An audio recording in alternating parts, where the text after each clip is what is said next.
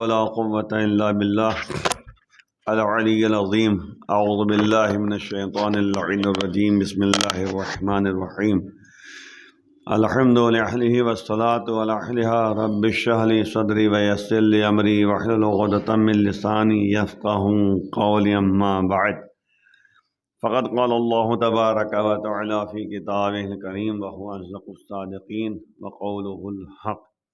ان نخاف من ربنا یوما عبوسا قمطریرا۔ دیکھیں، سورہ دہر،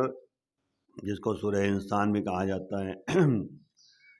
ان آیتوں کی تفسیر، ان کی سورہ کی تفسیر جو ہے آپ کے سامنے پیش کی جا رہی ہے۔ آج آپ کے سامنے آیت نمبر 10 ہے، جس میں پروردگار ارشاد فرما رہا ہے کہ انا نخاف من ربنا یوما عبوسا قمطریرا۔ ہم تو اپنے رب سے ایک اداس اور ہولناک دن سے ڈرتے ہیں۔ ہولناک یعنی ڈراؤنا دن جو ہوتا ہے، یعنی قیامت کا دن۔ تو یعنی بے شک جو ہے یہ بہرحال یعنی اہل بیت اطہار جو ابرار ان کو تعبیر کیا گیا ہے اس سورے میں، ان کی زبانی جو ہے پروردگار بیان کر رہا ہے، کیونکہ اس سے پہلے کی آیت جو کل آپ کے سامنے گزری ہے وہ یہ کہ انما نطعمکم لوجہ اللہ لا نرید منکم جزاء ولا شکورا، کہ بے شک ہم اہل بیت وہ ہیں کہ تم لوگوں کو کھانا کھلاتے ہیں اللہ کی یعنی خوشنودی کے لیے، اللہ کی مرضی کے لیے، ہے نا، اور نہ تم سے جزا کے طلبگار ہیں اور نہ ہی یعنی شکریہ کے طلبگار ہیں۔ تو آپ دیکھیں کہ یہ اخلاص کی بات جہاں تک آ گئی، تو اسی لیے امام جعفر صادق علیہ السلام ارشاد فرماتے ہیں کہ لن یتقبل اللہ عملا الا ما اخلص فیہ، یعنی کوئی بھی عمل جو ہے ہرگز قابل قبول نہیں اللہ کی بارگاہ میں، مگر وہ عمل قابل قبول ہے جس میں جو ہے اخلاص پایا جاتا ہو، خلوص پایا جاتا ہو۔ تو یاد رکھیے گا، انما الاعمال بالنیات، تمام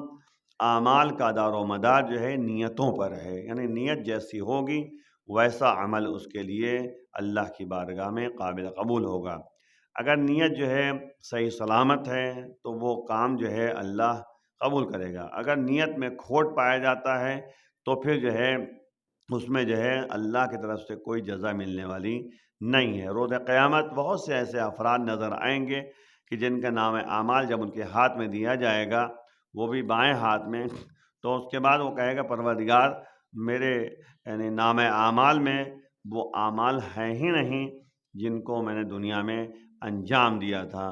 تو پروردگار کی طرف سے آواز آئے گی کہ تو نے جس کے لیے اعمال کو انجام دیا تھا اس سے جا کر جزا طلب کر، کیونکہ میرے لیے تم نے کام انجام نہیں دیا تھا۔ تو اخلاص ضروری ہے، للہیت ضروری ہے اور خلوص ضروری ہے، تبھی جو انسان قدم آگے بڑھا سکتا ہے، ورنہ بہت سارے مسائل ایسے ہوتے ہیں۔ اور اللہ کی رحمت اور اللہ کی برکت آپ دیکھیے کہ آپ نے صرف ارادہ کیا، جیسے ارادہ کیا نیک کام کرنے کا، آپ گھر سے نکلیں اس نیت سے کہ ہم کسی کی جا کے جو ہے مدد کریں یا کسی سے ملاقات کریں، تو اللہ جو ہے فوراً جو ہے نام اعمال میں لکھ لیتا ہے اور لکھوا دیتا ہے، اور اس کے بعد جو ہے جب وہ کام انجام دے دیتا ہے تو اس کا ثواب بڑھا دیتا ہے۔ لیکن اگر جو ہے مثال کسی باعث اور کسی وجہ سے جو ہے انسان نے وہ کام انجام نہیں دیا، تو بہرحال جو ہے نیت پر جو ہے اللہ ثواب دینے والا ہے۔ اور اسی طریقے سے اگر انسان کی یعنی اللہ کی رحمت اور مہربانی آپ دیکھیے کہ اگر کسی نے گناہ کا ارادہ کیا تو اللہ جو ہے نہیں لکھتا، اور یہاں تک کہ جو ہے وہ عمل انسان انجام دے دیتا ہے، پھر بھی پروردگار جو ہے چھوٹ دیتا ہے کہ اب توبہ کر لے، اب گناہوں سے معافی مانگ لے، مغفرت طلب کر لے۔ اس کے بعد جب جو ہے وہ ڈھیٹ ہو جاتا ہے بندہ اور متجاہر ہو جاتا ہے اور جہالت کی بنیاد پر اکڑ پیدا کر لیتا ہے اور اصرار پر گناہ ہو جاتا ہے، یعنی مصر ہو جاتا ہے گناہوں کا، یعنی بار بار گناہ انجام دیتا ہے، تو اللہ نام اعمال میں لکھ لیتا ہے اور اس کے بعد سخت ترین اور دردناک عذاب جو ہے اس کے لیے مقرر کر دیتا ہے۔ تو اللہ کی رحمت بہت وسیع ہے، اس دنیا میں انسان جتنا چاہے اللہ کی رحمت سے سرشار ہو سکتا ہے، مہربانیوں سے فائدہ حاصل کر سکتا ہے، برکتوں سے استفادہ کر سکتا ہے، لیکن روز قیامت جو ہے انسان کے لیے پروردگار جو ہے قہار ہے، کیونکہ آپ کو جو ہے پتہ ہونا چاہیے، قرآن خود کہتا ہے کہ جب ایک وقت ایسا آئے گا جب اسرافیل جو ہے سور پھونکے گا، پورا یعنی پورا عالم یعنی پوری دنیا جو ہے ختم ہو جائے گی، اور یہاں تک کہ جو ہے سناٹا چھا جائے گا، تو پھر ایک آواز گونجے گی، لمن الملک، یہ ملک کس کا ہے، یہ ملکیت کس کی ہے، یہ حکومت کس کی ہے؟ تو اللہ خود جواب دے رہا ہے قرآن میں، کہہ رہا ہے للہ الواحد القہار، یہ ملکیت، یہ ملک، یہ دولت، یہ سلطنت، یہ سب جو ہے اس پروردگار کے لیے ہے جو واحد بھی ہے اور قہار بھی ہے، قہر ڈھانے والا بھی ہے۔ اب آپ دیکھیں قرآن میں یعنی سورہ آپ کے جو ہے وہ دعائے کمیل آپ پڑھتے ہیں، تو دعائے کمیل میں جو ہے آپ دیکھیں ایک جملہ ہے وَعَظُمَ سُلطانُک، پروردگار تیری سلطنت بہت عظیم ہے۔ اور پھر جو ہے ایک بات اور اس میں دعائے کمیل میں آپ پڑھتے ہیں کہ لا یمکن الفرار من حکومتک، تیری حکومت سے بھاگ کر نکل جانا، فرار کرنا یہ امکان میں نہیں ہے، ممکن نہیں ہے۔ تو ظاہر سی بات ہے کہ اللہ کی حکومت ہر جگہ ہے، ہر جگہ پہ ہے۔ اسی لیے آپ دیکھیں ایک دفعہ کا واقعہ ہے کہ عبداللہ مبارک بہلول دانا کے پاس گئے، اور اس کے بعد جو ہے انہوں نے کہا بہلول کچھ ہمیں نصیحت فرما دیجئے۔ تو انہوں نے کہا کہ میں تو یعنی ایک دیوانہ ہوں، میں کیسے تمہیں نصیحت کر سکتا ہوں؟ تو انہوں نے کہا کہ آپ کے اندر حق بیانی کا جذبہ پایا جاتا ہے، آپ جو بیان کریں گے وہ حقیقت بیان کریں گے۔ اب بہرحال جو ہے عبداللہ مبارک نے جب اصرار کیا تو اس کے بعد بہلول دانا نے کہا کہ دیکھو 4 شرطیں ہمارے پاس ہیں، اگر ان 4 شرطوں کو تم پورا کر دو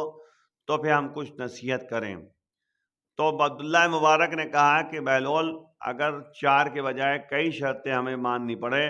تو ہم جو ہے تیار ہیں، بس ہمیں آپ نصیحت فرما دیجئے۔ تو اس کے بعد بہلول دانا نے کہا کہ پہلا کام یہ کرو، پہلی شرط یہ ہے کہ تم جب بھی اللہ کی نافرمانی کرنا چاہو، اللہ کی مخالفت کرنا چاہو تو اللہ کا رزق چھوڑ دو، کھانا کھانا چھوڑ دو، اللہ کا رزق چھوڑ دو۔ تو اس کے بعد جو ہے بہلول دانا کے اس جملے کے بعد جو ہے عبداللہ مبارک نے کہا کہ بہلول یہ کیسے ہو سکتا ہے کہ ہم جو ہے دنیا میں رہیں اور رزق چھوڑ دیں، کھانا چھوڑ دیں، کیونکہ رزق جو ہے کے بغیر انسان کی زندگی نہیں ہے، حیات نہیں ہے۔ تو پھر بہلول نے کہا یہ کہاں کا انصاف ہے کہ تم جو ہے کہتے ہیں کہ رزق کے پروردگار سے استفادہ کرو اور اللہ کی مخالفت کرو، جس کا کھاؤ اسی کی مخالفت کرو، یہ کہاں کا انصاف ہے اور کہاں کی عقل مندی ہے؟ کہا اچھا دوسری جو ہے شرط یہ ہے کہ تم جو ہے جب بھی گناہ کرنا چاہو، اللہ کی مخالفت کرنا چاہو تو پھر جو ہے تم جو ہے ایسی زمین پہ چلے جاؤ جو اللہ کی زمین نہ ہو، وہاں پہ جا کے گناہ کرو۔ تو اس کے بعد جو ہے بہلول دانا نے جب جملہ کہا تو عبداللہ مبارک نے کہا کہ بہلول یہ تو اس سے بھی سخت جو ہے شرط ہو گئی، بھلا کیسے ہو سکتا ہے کہ ہم جو ہے دنیا میں رہیں اور زمین کا استفادہ نہ کریں، زمین پہ نہ رہیں، پھر رہیں گے کہاں؟ تو اس کے بعد جو ہے بہلول دانا نے کہا یہ کہاں کا انصاف ہے کہ جس کی زمین پہ تم زندگی بسر کر رہے ہو، جس کے مکان میں جو ہے تم رہ رہے ہو اور اسی کی مخالفت کرو، یہ کہاں کا انصاف ہے، کہاں کی عقل مندی ہے؟ بہلول اچھا تیسری شرط کیا ہے؟ کہا تیسری شرط یہ ہے کہ تم ایسی اگر اللہ کی مخالفت کرنا چاہو، اللہ کے نافرمانی کرنا چاہو تو تم ایسی جگہ پہ چلے جاؤ جہاں پہ اللہ نہ دیکھ رہا ہو، اللہ کی حکومت نہ ہو۔ تو کہا بہلول یہ تو اور سخت جو ہے شرط ہو گئی، بھلا یہ کیسے ہو سکتا ہے کہ جہاں ہم جائیں اللہ نہ ہو، پانی پر تو اللہ، فضا میں تو اللہ، زمین پر تو اللہ، ہر جگہ جہاں میں چلا جاؤں گا اللہ کی حکومت ہے، اللہ ہمیں دیکھ رہا ہے۔ تو کہا یہ کہاں کا انصاف ہے جس کی حکومت پہ تم زندگی بسر کرو، اس کی تم مخالفت کرو۔ چوتھی شرط یہ ہے کہ بہلول نے کہا چوتھی شرط یہ ہے کہ جب ملک الموت آئیں تو تم جو ہے ملک الموت سے کہہ دینا کہ تھوڑا ٹھہر جاؤ، بعد میں روح قبض کر دینا، میں ذرا لوگوں کے حقوق ادا کر دوں، ذرا نمازیں پڑھ دوں، عبادتیں کر لوں، جو چیزیں میں نے چھوڑ رکھا ہے اسے انجام دے دوں، تو تم جو ہے کہتے کہ تیار رہو، یعنی ملک الموت سے یہ کہہ دینا۔ تو اس کے بعد جو ہے عبداللہ مبارک نے کہا کہ بہلول یہ کیسے ہو سکتا ہے کہ ملک الموت جب آئیں گے تو روح قبض کرنے کے لیے آئیں گے، اور وہ اللہ کے حکم سے آئیں گے، وہ ہمارے کہنے سے تاخیر تھوڑی نہ کریں گے۔ تو اس کے بعد جو ہے بہلول دانا نے کہا کہ جب تم اللہ کا رزق نہیں چھوڑ سکتے، اللہ کے زمین سے نہیں نکل سکتے، اللہ کی حکومت سے فرار نہیں کر سکتے، اور نہ ہی جو ہے موت کو ٹال سکتے ہو، ملک الموت کو روک نہیں سکتے، تو پھر تیار رہو اللہ کی ملاقات کے لیے، اور ہر وقت اللہ کی یاد میں رہو، اور اللہ کی مخالفت نہ کرو،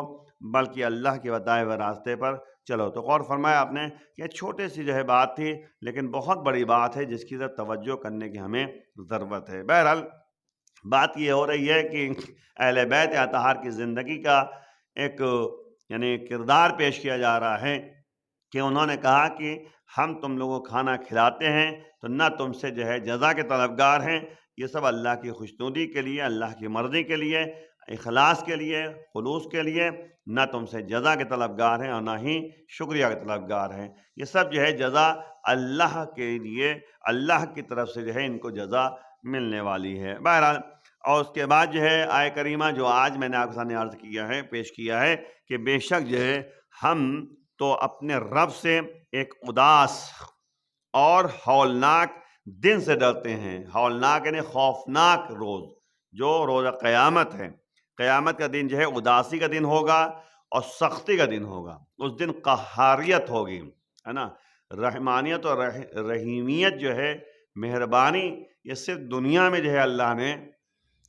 بندوں کے لیے رکھا ہے، اور بہت رحیم ہے اور بہت کریم ہے پروردگار، ہر ایک پر رحمت و کرم نازل کرتا ہے۔ لیکن روز قیامت وہ فیصلے کی منزل ہے، وہ حساب و کتاب کی منزل ہے۔ اسی لیے مولا نے فرمایا کہ الیوم یوم العمل للحساب غدن یوم الحساب للعمل۔ آج کا دن جو ہے وہ عمل کا دن ہے، حساب کا دن نہیں ہے۔ کل روز قیامت جو ہے حساب و کتاب کا دن ہوگا، عمل کا دن نہیں ہوگا۔ یہ ویسے ہی ہے جب انسان جو ہے امتحان گاہ میں رہتا ہے اور امتحان دے رہا ہوتا ہے تو وہاں پر جو ہے یعنی کوئی جو ہے اسٹوڈنٹ کو جو ہے ٹیچر نہیں بتاتا، جواب نہیں دیتا، بلکہ اگر کوئی اسٹوڈنٹ پوچھتا بھی ہے تو کہتا ہے کہ تم نے کیا پڑھا پورے سال، تمہیں جو ہے کلاس میں پوچھنا چاہیے تھا، کلاس میں یا امتحان سے پہلے پوچھنا چاہیے تھا۔ تو امتحان گاہ میں وہ نہیں بتاتا، اور اسی لیے جو ہے جب کاپی چیک ہونے لگتی ہے تو پھر جس طرح سے انسان لکھے ہوتا ہے اسی حساب و کتاب سے جو ہے وہ نمبر اس کو دیتا ہے۔ یہ نہیں ہوتا کہ نمبر زیادہ کر دے یا کم کر دے، وہ الگ مسئلہ ہے کہ اللہ کا فضل و کرم جو ہے روز قیامت بھی رہے گا، لیکن وہ الگ طریقے سے ہوگا، جس میں جو ہے بہرحال اللہ کی مہربانیاں شامل ہوں گی، اللہ کے خاص جو بندے ہوں گے ان کے لیے مراتب کو جو ہے پروردگار بلند کرے گا۔ لیکن روز قیامت اصل مسئلہ یہ ہے کہ حساب و کتاب کا دن ہے، اور پھر قیامت ہولناک اور خوفناک منظر اس کے سامنے نظر آئیں گے۔ اور اسی لیے جو ہے آپ دیکھیں سب سے پہلے جو ہے جب موت آتی ہے تبھی جو ہے اللہ انسانوں کو دکھاتا ہے کہ پہلے مرحلے میں تم یعنی اس سختی کو برداشت کرو، اس کے بعد جو ہے قبر کے مراحل کو برداشت کرو، پھر اس کے بعد جو ہے قیامت میں جب حساب و کتاب ہوگا اور وہاں پہ جو ہے بے عزتی سہنے کی بات آئے گی تو وہاں پہ برداشت کرنے کی بات آئے گی، پھر جہنم میں جو ہے بھیج دیا جائے گا۔ اور ظاہر سی بات ہے کہ جب جہنم میں بھیجا جائے گا تو وہی مسئلہ ہے کہ اس میں جب رہے گا نہ اس کو حیات ملنے والی اور نہ ہی جو ہے موت ملنے والی۔ ثم لا یموت فیہا ولا یحیا، اس میں انسان رہے گا آگ میں، نہ اس کو حیات ملنے والی اور نہ ہی موت ملنے والی، یعنی اسی میں جو ہے وہ جلتا رہے گا اور ہمیشہ رہے گا، ایسا نہیں ہے، کیونکہ حساب و کتاب کے بعد جو ہے انسان کو جو ہے یا جنت میں رکھا جائے گا یا جہنم میں رکھا جائے گا، اور یہ ہمیشہ اسی میں رہے گا، جنت میں ہمیشہ رہے گا اور ہمیشہ جو ہے جہنم میں رہے گا۔ یعنی احسان کرنے والے، نیکی کرنے والے جو ابرار ہیں اور شکریہ تک کی توقع نہ رکھنے کے باوجود، یعنی اہل بیت اطہار وہ ہیں جو شکریہ کے طلبگار نہیں ہیں، ان کے باوجود جو ہے اس بات سے ڈرتے رہتے ہیں، یعنی کھانا کھلا رہے ہیں، مدد کر رہے ہیں تو اللہ کی خوشنودی کے لیے، اللہ کی مرضی کے لیے، اور اس کے ساتھ ساتھ یہ کہہ رہے ہیں کہ نہ تم سے جزا چاہیے، جزا ہمیں اللہ دے گا، نہ تمہارے شکریہ کے طلبگار ہیں کہ تم ہر وقت جو ہے شکریہ اور ہماری تعریف کرو، نہیں، ہمیں ضرورت بھی نہیں ہے شکریہ ادا کرنے کی، تم شکریہ نہ کرو، یعنی اس توقع نہ رکھنے کے باوجود جو ہے اس بات سے ڈرتے رہتے ہیں کہ ان کے عمل میں کوئی تقصیر باقی نہ رہ جائے، کہیں کوتاہی کوئی بات۔ اب آپ دیکھیے جو معصوم ہیں، اہل بیت اطہار جو عصمت و طہارت کے پیکر ہیں، وہ ہر وقت جو ہے اللہ کی بارگاہ میں جو ہے روز قیامت سے ڈرتے رہتے ہیں۔ اب آپ دیکھیے خود چوتھے امام زین العابدین علیہ السلام کے سلسلے میں ہے کہ جب وہ مسجد جاتے تھے تو مسجد دروازے پہ ایک لمحے کے لیے کھڑے ہو کے کہتے تھے یا محسن قد اتاک المسیء۔ آپ دیکھیں ایک معصوم ہیں، عصمت و طہارت کے پیکر ہیں، امام ہیں، اہل بیت اطہار میں سے ہیں، ایک مرتبہ کہتے ہیں اے احسان کرنے والے، گنہگار تیری بارگاہ میں آ گیا۔ تو آپ دیکھیں اس کے بعد جو ہے یہاں تک کہ ملتا ہے کہ جب وہ وضو کرتے تھے تو کانپتے تھے، کب کبھی طاری ہو جاتی تھی، تو اس کے بعد پوچھنے والے نے پوچھا تو مولا یہ کیا بات ہے؟ کہا کہ میں اس کی بارگاہ میں عبادت کے لیے جا رہا ہوں جو رب الارباب ہے، خلاق عالم ہے۔ تو اب آپ غور کیجئے کہ ان کے اندر جو ہے خوف طاری ہوتا تھا، اسی خوف کی بنا پر گریہ وزاری جو ہے ان کے اوپر طاری ہوتا تھا۔ خود نبی کے بارے میں یہ موجود ہے کہ وہ رات میں جو ہے جب عبادت کرتے تھے تو اتنا گریہ کرتے تھے کہ آنسو آنکھوں سے جو ہے بہتے ہوئے ریش مبارک تک آ جاتے تھے۔ تو آپ دیکھیں یہ سب چیزیں جو ہے ہمارے سامنے ہے، یہاں تک کہ امام حسین السلام کے بارے میں ہے کہ وہ روز عرفہ جو ہے جب دعا پڑھنے کے لیے میدان عرفات میں پہنچے ہیں اپنے رشتہ داروں کے ساتھ، اصحاب کے ساتھ، تو وہاں پہ جب دعا پڑھ رہے ہیں تو پھر جو ہے ان کے آنکھوں سے اشک جاری ہے اور ریش مبارک تک جو ہے آنسو آ جاتے ہیں۔ تو یہ سب جو ہے خوف خدا میں جو ہے باقاعدہ گریہ کرتے ہیں، خوف آخرت میں، جبکہ جو ہے وہ عصمت و طہارت کے پیکر ہیں، ان سے گناہ سرزد نہیں ہو سکتا، نہیں ہوتا، کیونکہ ظاہر میں اتنا کنٹرول ہے ان کے پاس کہ وہ گناہ ان سے سرزد نہیں ہوتا، معصوم ہیں، عصمت و طہارت کے پیکر ہیں۔ اور پھر پروردگار نے آیت تطہیر کے ذریعے ذمہ داری بھی لے رکھی ہے، انما یرید اللہ لیذھب عنکم الرجس اہل البیت ویطہرکم تطہیرا۔ اللہ کا ارادہ ہے کہ وہ جو ہے باقاعدہ پاک و پاکیزہ رکھے جس طرح رکھنے کا حق ہے۔ تو بہرحال جو کہتے ہیں کہ اس کے باوجود جو ہے یہ روز قیامت سے ہولناک مناظر سے جو ہے خوف زدہ رہتے ہیں، ڈرتے رہتے ہیں کہ کہیں کوئی جو ہے تقصیر باقی نہ رہ جائے، اور اس دن ہم سے باز پرس نہ ہو، یہ بھی ڈرتے رہتے ہیں کہیں ہم سے حساب کتاب نہ ہو اور باز پرس نہ ہو، جس کے نظارے سے ہی سب کے چہرے بگڑ جائیں گے۔ جیسے باز پرس شروع ہوگی یہاں دنیا میں جو ہے جب وائوا ہوتا ہے نا، ایک ٹیچر کے پاس انسان جاتا ہے تو گھبراتا ہے نا، اور وائوا میں جو ہے کہتے ہیں کہ انٹرویو میں جو ہے کہتے ہیں گھبرانے لگتا ہے، وہاں تو کہتے ہیں کہ خلاق عالم وہ جو ہے کہتے ہیں حساب و کتاب لے گا، اور ہیبت و دہشت طاری ہو جائے گی وہاں پر۔ بہرحال جو ہے یہاں پر استعمال کیا گیا ہے اِنَّا نَخَافُ مِن رَبِّنَا یَوْمًا عَبُوسًا قَمْطَرِیرًا، تو دیکھیں ابوسن استعمال کیا گیا، ابوسن اور قمطریرا۔ ابوس جو کہتے ہیں تیوری چڑھانے والا، تیوری چڑھانے والے کو ابوس کہتے ہیں، ابسا و تولا قرآن میں موجود ہے۔ منہ بنانے والا، مسکراہٹ نہ آنا، چہرے بگڑ جائیں، یہ بھی ہے چہرہ بگڑ جانا، تو ظاہر سے بات ہے کہ وہ دن ایسے ہوں گے جس دن چہرے بگڑ جائیں گے، انسان کا چہرہ بگڑ جائے گا، ہاں چہرے میں جو ہے خوفناک آثار جو ہے نمودار ہو جائیں گے۔ قمطریرا سخت تیوری چڑھانے والا، قمطریرا بھی تیوری چڑھانے کو کہتے ہیں لیکن سخت، چہرہ بالکل بالکل جو ہے چہرے پہ جو ہے آثار نمودار ہو جائیں ڈر و خوف کے اور چہرے جو ہے بن جائیں۔ اور ظاہر بات ہے کہ اور خوف یہاں پر نخافو استعمال کیا ہے، خوف زدہ ہونا، تو خطرہ کا اندیشہ کرنا۔ عام طور پہ جو ہے جیسے عام طور پہ ہوتا ہے کہ انسان ڈرتا ہے کہیں جاتے ہوئے کہیں مجھ سے غلطی نہ ہو جائے، ہے نا، اسی طریقے سے انسان جو ہے روز قیامت سے خوف زدہ ہوتا ہے، خوف طاری ہوتا ہے۔ دیکھیے یاد رکھیے گا، اگر آپ جو ہے یعنی خطبہ متقین آپ پڑھیے، خطبہ حمام اگر پڑھیے آپ، تو اس میں جو ہے متقین کے تمام صفات کا تذکرہ مولا نے کیا ہے خطبہ حمام میں، اور اس میں تذکرہ کیا ہے کہ یہ متقین وہ ہوتے ہیں کہ جب ان کے سامنے جو ہے یعنی جنت کے مناظر کو یعنی بیان کیا جاتا ہے تو ایسے محسوس کرتے جیسے وہ جنت میں شامل ہیں، جنت میں موجود ہیں، اور جب ان کے سامنے جہنم اور آگ کے شعلوں کا تذکرہ ہوتا ہے، عذاب کا تذکرہ ہوتا ہے، تو وہ ایسے سمجھتے جیسے ان کے سامنے آگ جل رہی ہے اور خوف زدہ ہوتے ہیں۔ تو اس طرح کی مثال جو ہے مولا نے باقاعدہ جو ہے اپنے خطبوں میں، اپنے کلام میں بیان کیا ہے، جس کی طرف توجہ ہمیں کرنے کی ضرورت ہے۔ اور یاد رکھیے گا، تقویٰ اور پرہیزگاری ایک ایسی چیز ہے جس کے نتیجے میں ہی انسان کو جنت ملنے والی ہے، اور اسی کے نتیجے میں جو ہے باقاعدہ اللہ جو ہے حساب و کتاب کے بعد جو ہے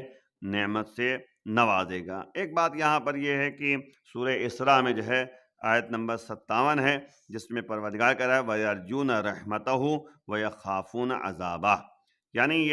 یعنی افراد ایسے ہوتے ہیں جو اللہ کی رحمت کے امیدوار رہتے ہیں اور اس کے عذاب سے